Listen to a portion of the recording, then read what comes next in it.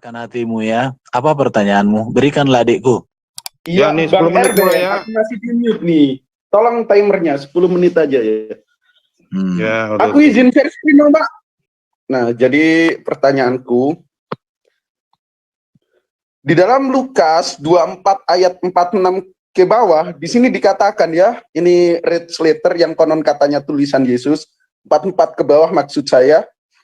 Ia berkata kepada mereka, inilah perkataanku yang telah kukatakan kepadamu ketika aku masih bersama-sama dengan kamu, yakni bahwa harus digenapi semua yang ada tertulis tentang aku dalam kitab Taurat Musa, 1 Taurat Musa, dan kitab Nabi-Nabi 2 berarti Neviim, dan kitab Mazmur 3. Jadi Yesus ini menegaskan bahwa ada perkataan seperti ini loh di kitab Musa, Nabi-Nabi, dan kitab Mazmur. Apa tulisannya? Ayat 46, ada tertulis, demikian Mesias harus menderita dan bangkit dari antara orang mati pada hari yang ketiga. Pertanyaanku, di mana tertulis Mesias harus mati, menderita, dan bangkit dari antara orang mati pada hari ketiga di kitab Taurat Musa, Nabi-Nabi, dan Mazmur? Kalau nggak ada, ini yang bohong penulis Lukas atau Yesus nih? Silakan, Bang Erben. Yang pertama, Yunus. Ya, Yunus. Karena Yesus mengatakan seperti Yunus di perut ikan, demikianlah anak manusia di perut bumi. Sudah terjawab ya. Bisa data nggak Bang Erben? Share screen aja. Biar dialog kita tegang. Udah. Di mana Yesus mengatakan bahwa dia akan mati untuk memberikan penebusan? Itu ada di Yesaya 53. Sudah terjawab. Oke? Iya, bisa buka nggak ayatnya? Atau aku aja yang bantu ya? Tolong, Udah, mana poin Mesias harus aku aja ke Yesaya berapa? Oke. Yesaya berapa? Yesus Nggak tahu Bro Erben itu mana Mesias harus menderita dan bangkit di antara orang mati pada hari ketiga. Kan ada tertulis nih.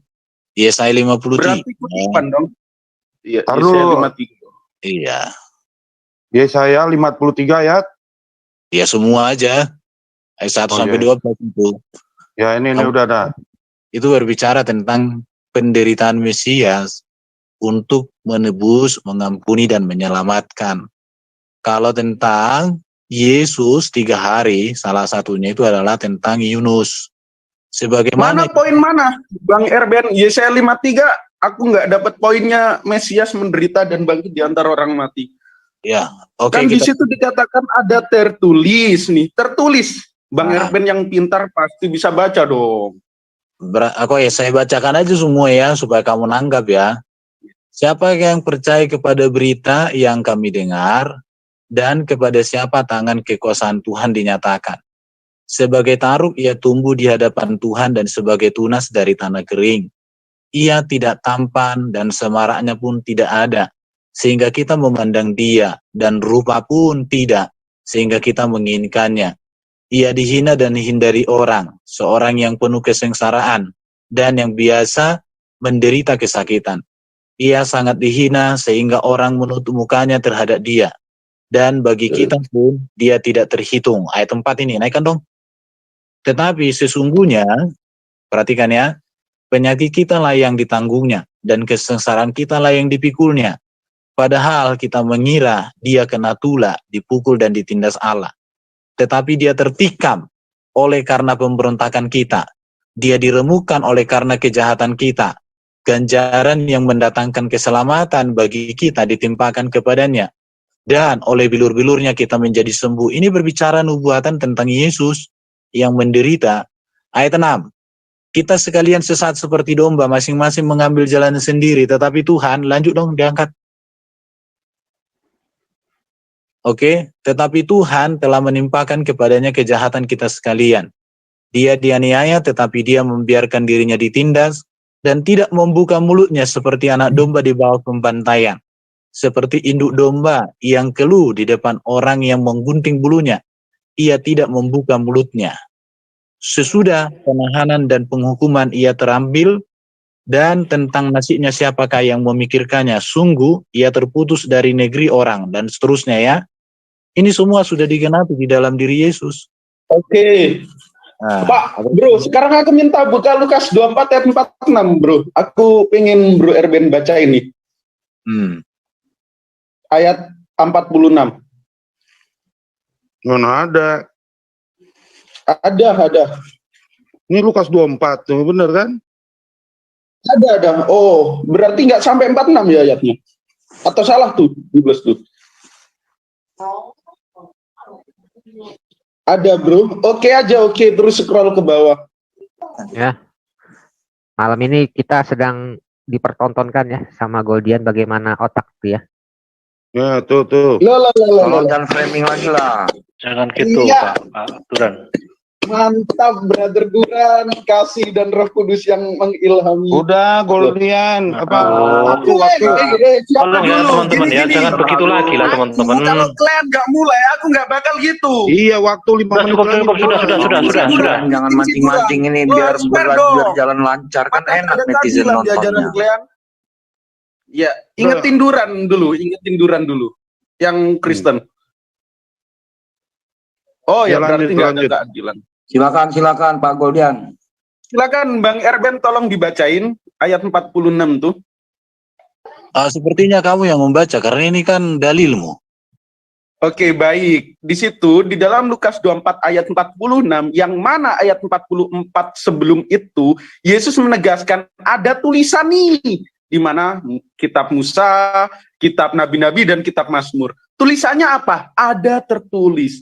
Thus it's written. Berarti tertulis ya. Letterlets. Apa tertulisnya? Mesias harus menderita dan bangkit dari antara orang mati pada hari yang ketiga. Tetapi di dalam Yesaya 53 yang Abang Erben tunjukkan, itu sama sekali nggak ada tulisan tentang Mesias harus menderita dan bangkit dari antara orang mati pada hari yang ketiga. Yang pertama, aku percaya Bro Erben dengan pengilhaman Roh Kudus pintar memahami ayat ini, tulisan ini, tetapi kok ngasih jawaban yang tidak relevan. Silakan mana ayatnya ada tertulis demikian. Kalau ada saya siap dibaptis malam ini oleh Frank Duran. Terima kasih. Pak Goldian. Silakan Pak Erben menjawab. Saya tentu tidak menjawab bagi kamu karena kamu memang tidak mengerti jawaban saya. Di situ aja. Saya sudah katakan tadi tentang 3 hari. Seperti Yunus di perut ikan, demikianlah anak manusia di perut bumi, kata Yesus. Jadi Yunus itu menjadi tipologi peristiwanya itu bagi kematian dan kebangkitan Yesus. Oke? Kalau tentang penderitaan, Pak Goldian, ya. maaf. Biarkan netizen yang menilai gitu. Pak Erben ini bukan sebagai pemuas.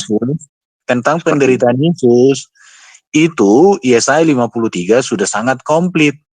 Bahkan juga nanti banyak sekali sebenarnya kalau kita mau bicara nubuatan. Tapi apakah kamu bisa menangkapnya? Berarti tidak ada tertulis demikian kan Bang Erben yang pandai? Oke, kita serahkan kepada viewer ya Pak Goldian, jangan Iya. begitu. Ya, serahkan kepada viewer. Silakan Ya, kan Pak aku Goldian tanya, bersama kan dengan viewer. Jawabannya bagaimana jawabannya biar Dulu.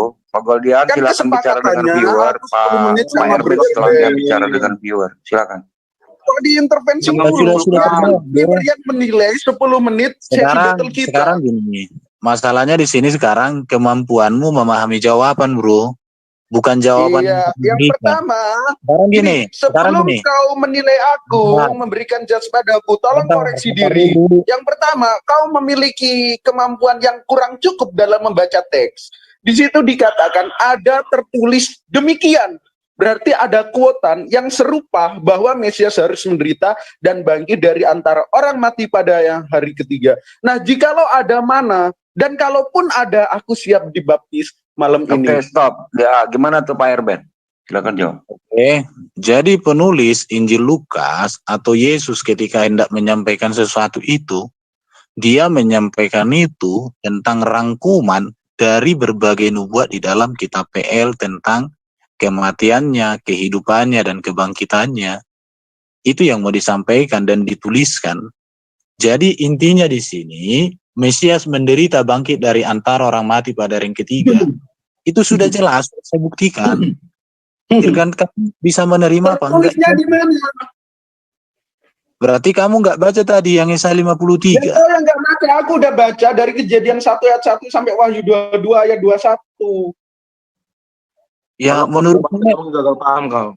Iya, saya sudah jawab tadi tentang penderitaan Mesias Ya, itu. tertulisnya di mana? Bahwa Mesias harus menderita dan bangkit dari antara orang mati pada hari yang ketiga. Aku minta kejujuranmu. Bilang aja nggak ada bahwa tertulis demikian. Artinya apa? Kita bisa mengambil sebuah konklusi. Ini kalau nggak coba. Yesus yang bohong, Tadi ya Pak Herben penulis sebut Lukas. Yunus. Coba bukain Yunus Oke, deh. stop. Ini Pak Duren ini ngapain jawab? Nggak apa-apa, biar dibantu. Lalu Bang. lu kenapa Jangan, nggak boleh gitu. Biar Pak Erben aja. Nggak Ini apa-apa, kan nggak nggak apa-apa. Kristen lu siapa nggak ya? meragukan kemampuan Pak Erben, Pak Duran. Orang Kristen kalau Gua nggak dialog, ya meragukan. apa-apa, kasih. Gue nggak meragukan. Gue bilang Pak Herben tadi udah menyebut Yunus. Maka itu gue minta bukain Yunus biar Oke, ini lanjut, orang bisa baca. Kurang Stop 4 detik dulu nih, Pak. teman-teman biar Jadi kita rekan-rekan, Iya. kalau kita ambil konklusi atas dialogku dengan Erben, yang pertama, Bro Erben tidak jujur ketika menjawab. Yang kedua, Aduh. Bro Erben kurang paham dalam memahami teks. Stop dulu ini siapa ini? Aduh ucapannya begini. Aduh.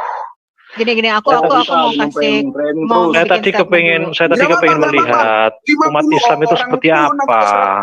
Nah, mulai Framing lagi. Loh, nggak ada kalian kan yang ikut-ikutan. Kan aku sendiri dari tadi. Aku nggak perlu bantuan di sini. Cukup, Goldian, cukup. Ini kan sesinya Pak Ya, silakan, Erben yang lain, sama silakan. Pak Kalau nggak Goldian. percaya sama Bang Erben yang suka kasih moderator. Ini kok jangan dikeroyok. Coba tahan. Siapa apa, Bang? Goldian cukup Tahan Pak ya. Kaisar, cabut hostnya Pak Kaisar. Ini dari tadi kan Apa memang sih kamu begitu. nih? Udah, tenang dulu. Ini mau Ini viewernya. Tristan tunggu dulu giliran ya. Siapa nih gilirannya nih Saya sekarang? juga berhak mengatur ini di sini. Bentar. Aku mau Ibu nggak boleh ikut campur, Bu. Mohon maaf, di sini Pak Erben. Aku menjawab kok, nggak boleh ikut campur, kamu nih aneh. Nanti sesinya setelah ini Ibu boleh. Sebentar maju. teman-teman, Tapi sebentar setelah ya. Ini YouTube-nya FIC. Ini kan karena tadi kesepakatan kita 2 jam, ya kan. Saya pamitan dulu di YouTube, nanti lanjutkan silahkan di dalam. Saya pamitan dulu ya. Silahkan dilanjut Pak Kaisar. Saya juga ingin istirahat dulu Pak Kaisar. Silahkan untuk moderatornya digantikan. Ya, moderator aku saya mau. gantikan. Ya, Pak Kaisar, mohon izin, boleh bicara sebentar? Ya, silakan. Ya, yang pertama tadi, teman-teman dari Muslim ini selalu menginginkan satu ayat ya yang saklek harus seperti ini. Ya, kemudian harus menyetir kita harus ada di sini. Nah, enggak bisa begitu kalau kita berdialog, teman-teman. Anda harus memahami perbedaan cara pandang Anda Islam dengan cara pandang Kristen. Ya. Jadi kami itu mempunyai satu benang merah pengajaran yang dijalin dari kitab Kejadian sampai Wahyu. Jadi bukan dari satu ayat. Doktrin Trinitas itu juga tidak dibangun dari satu ayat. Allah ada 3, enggak begitu. Ya, atau sembahlah Allah, aku ini Tuhan, sembahlah. Enggak begitu cara berpikir orang Kristen ketika mereka membangun doktrin dasarnya. Ya, jadi para rasul itu meletakkan doktrin dasarnya. Ini saya cerita dulu ya. Para rasul yang menulis Alkitab Perjanjian Baru, Matius, Markus, Lukas, Yohanes, Rasul Paulus, ya, dan penulis-penulis Perjanjian Baru, itu meletakkan dasar doktrinnya, satu berdasarkan saksi-saksi mata, yang kedua berdasarkan Alkitab Perjanjian Lama.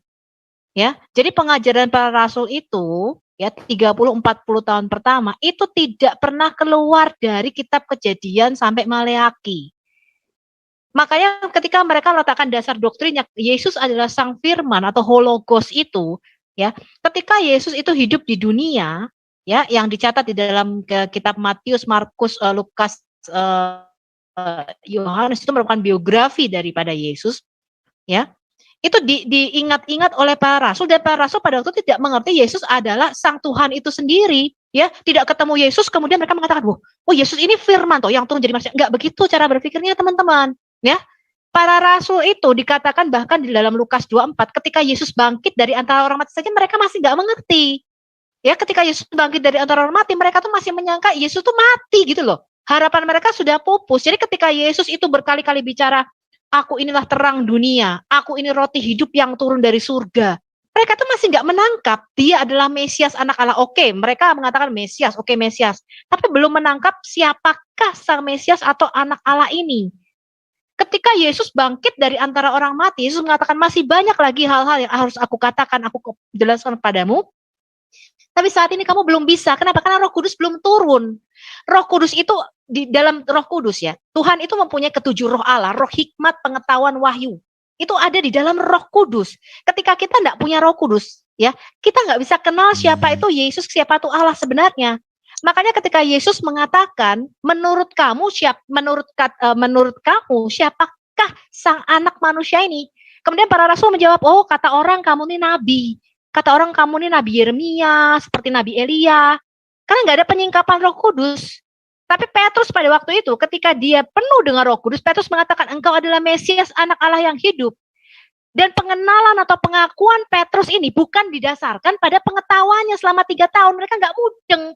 Bahkan ketika Yesus mengatakan, aku nanti harus ke Yerusalem, aku harus menderita, mati, dan bangkit pada hari yang ketiga. 3 kali Yesus ngomong, muridnya itu masih nggak menangkap loh. Muridnya itu masih mengatakan, Tuhan jangan sampai itu terjadi padamu. Sekali-kali hal itu tidak boleh terjadi padamu. Aku akan pasang badan Tuhan. Kemudian Yesus mengatakan apa? Nyala engkau setan. Karena engkau memikirkan apa yang dipikirkan manusia dan bukan apa yang dipikirkan Allah. Jadi selama 3 tahun mereka bergaul, mereka tuh masih nggak menangkap siapakah Yesus ini sebenarnya. Bukan ketemu Yesus mereka menang, oh ini firman Allah yang menjadi manusia, dia adalah sang logos. Enggak begitu teman-teman. Semuanya itu terjadi di Kisah Rasul 2 ketika Roh Kudus turun, ya. Maka Yesus mengatakan kamu tunggu di Yerusalem, jangan beritakan Injil kemana-mana dulu, karena Roh Kudus belum turun ke atasmu. Kenapa perlu Roh Kudus untuk memberitakan Injil? Karena perlu pewahyuan atau penyingkapan akan siapa anak Allah ini. Tanpa Roh Kudus, gak bisa kalian paham siapa itu Tuhan. Saya dulu sebelum lahir baru dan sebelum penuh Roh Kudus, gak ngerti saya tuh Tuhan tuh kayak apa, siapa, ya, gak kenal saya tuh siapa tuh Tuhan tuh gak kenal saya. Tanpa Anda diberikan penyingkapan, karena di dalam ketujuh roh Allah, Tuhan tuh punya ketujuh roh. Salah satunya adalah roh pewahyuan. Kemudian roh Maaf Bu, pengetahuan. Ibu mau berapa menit lagi Ya Bu? sebentar, Nanti Tristan. Mau berapa menit lagi? Ya biar enak. aku letakkan dulu 3 dasar menit. argumenku. Ketika kalian meletakkan sebentar, Slayer. Sabar musim yang lainnya Ketika sabar. Kita minta gini Ibu loh, berapa menit lagi, 5 ketika menit atau berapa? Saya timer Bu. Oke, 5 menit, Tristan. Kasih aku waktu 5 menit, ya. Ketika kalian mengatakan ini harus ayatnya seperti ini, tidak bisa. Karena para rasul itu mengajar dari perjanjian lama. Makanya Yesus di Lukas 24 mengatakan, betapa lamban dan bodohnya kamu, karena kamu nggak ngerti firman. Jadi orang Yahudi itu baca bolak-balik kitab Taurat, masih nggak mudeng kalau Yesus itu adalah Mesias yang dijanjikan Allah. Tanpa Roh Kudus nggak bisa disingkapkan. Makanya Rasul Paulus mengatakan, aku ini bergumul untuk saudara-saudara sebangsa ke orang Yahudi. Kenapa? Karena ketika mereka membaca Alkitab Perjanjian Lama, mereka itu ada selubung yang menutupi matanya, sehingga mereka tuh nggak bisa disingkapkan siapa pengenalan akan Yesus itu yang sebenarnya. Jadi untuk mengerti siapa Yesus itu nggak dari Perjanjian Baru, teman-teman. Untuk mengerti siapa Yesus, kenapa Yohanes bisa menulis pada mulanya adalah firman. Firman itu ada di dalam diri Allah, dan firman itu adalah Allah itu sendiri. Kenapa Yohanes bisa menulis hal seperti ini? Karena dia membaca dari Perjanjian Lama, bukan dari Perjanjian Baru. Kemudian ketika Roh Kudus turun atas mereka, itu dibukakan mata mereka, dikatakan maka terbukalah mata mereka, dikatakan Yesus membuka mata mereka di Lukas 24, kalian baca utuh ya, ketika dia bangkit dari orang mati, maka mereka mengerti akan kitab suci. Kitab suci yang mana? Pada waktu Alkitab Perjanjian Baru belum ditulis. Mereka mengerti akan apa yang ditulis oleh oleh para nabi di dalam Perjanjian Lama. Makanya Roma 1 ya, Rasul Paulus menulis Injil itu telah diberitakan. Injil kabar baik keselamatan tentang kedatangan siapa Mesias itu bukan di Perjanjian Baru, teman-teman, tapi di Perjanjian Lama. Makanya karena penyingkapan Roh Kudus ini, bapak-bapak gereja kita meletakkan dasar bahwa ini loh Injil yang pertama di Kejadian 3 ayat 15. Ini yang namanya proto-evangelium. Jadi kalau Anda mau tahu siapa Yesus, gak bisa cari di Perjanjian Baru. Carinya di Perjanjian Lama. Karena Yesus mengatakan, kalau kamu tidak percaya apa yang ditulis oleh Musa, maka kamu tidak akan percaya apa yang aku katakan. Kalau kamu tidak percaya apa yang ditulis Musa di dalam kitab Taurat, ya, di dalam kitab Mazmur, dan di dalam kitab para nabi, kamu gak bakal kenal gue. Kamu harus cari tahu siapa Yesus dalam Perjanjian Lama. Maka tadi Pak Erben mengatakan, ketika Yesus mengatakan, ada tertulis tentang Mesias, bahwa Mesias ini harus menderita, mati, dan bangkit pada hari yang ketiga. Itu bukan di Perjanjian Baru. Nyarinya di Perjanjian Lama. Ya, di dalam kitab Ayub dikatakan pada hari ketiga aku dibangkitkan.